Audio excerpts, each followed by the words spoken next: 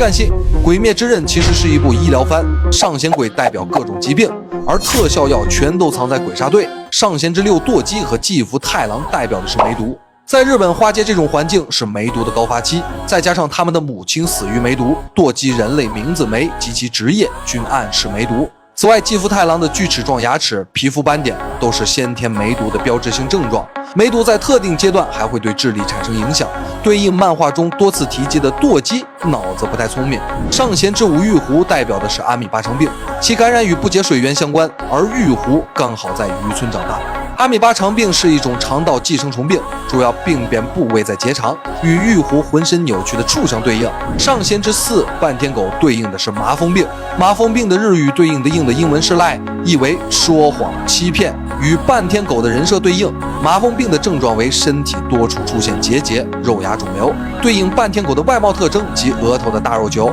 此外，半天狗眼肿、肢体麻木也都符合麻风特征。上弦之三一窝座对应的是麻疹，日本古代将麻疹称为赤斑疮，与一窝座的名字谐音，而当时治疗这种疾病的方法就是画符，其刺青形象刚好对应古代祛病仪式，红色的衣服头发也象征皮疹。且相比麻疹，肺结核出现时间更晚，但杀伤力在麻疹之上，也对应了童魔后成为鬼，而地位却在一窝座之上。加えて、俺に至っては赤座殿よりも後で鬼となり、早く出世したのだから、彼も内心穏やかではあるまい。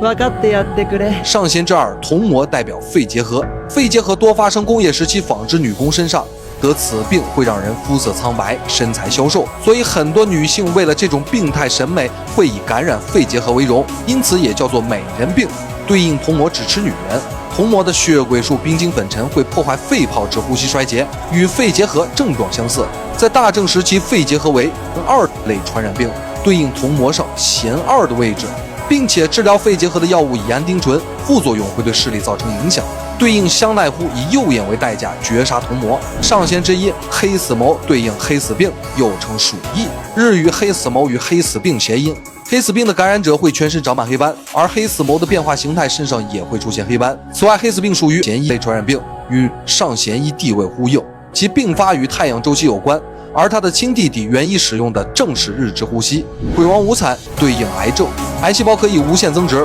并且可转化转移，无惨不老不死，生命力惊人，而且它的血液还能将其他人类也变成鬼。癌细胞还特别擅长隐藏伪装，而无惨也经常伪装成人类模样，包括但不限于杨子、艺妓、男青年。祢豆子对应天花，祢豆子是唯一变回人类的鬼，而天花也是唯一被人类攻克的烈性传染病。天花是豆病毒科对应祢豆子的名字，猪是代表牛痘。最早的天花疫苗是牛痘中提取的，它本身是病毒，但可以作为疫苗治愈天花，对应身为鬼的猪氏，让祢豆子变回人类。七色五小只分别对应五感，炭治郎的鼻子极其灵敏，对应嗅觉；善意耳朵异常灵敏，对应听觉；伊之助在山里长大，对事物的感触比较敏锐，对应触觉；香奈乎的实力远超常人，对应视觉；全迷可以吞噬鬼，对应味觉；而村田则代表第六感好运。另外，鹤刀可以看作是高温杀菌，通透世界是